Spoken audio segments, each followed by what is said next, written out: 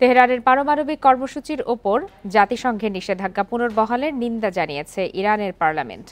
এই পদক্ষেপকে অবৈধ উল্লেখ করে কঠোর প্রতিক্রিয়ার হুঁশিয়ারি দিয়েছেন পার্লামেন্ট স্পিকার মোহাম্মদ বাঘের ঘালিবাফ।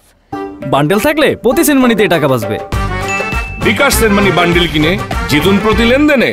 রবিবারের অধিবেশনে তিনি বলেন, ইউরোপের যেই ৩ দেশ এই পদক্ষেপের পেছনে দায়ী, ইরানের পাল্টা প্রতিক্রিয়া ভোগ করতে হবে তাদের।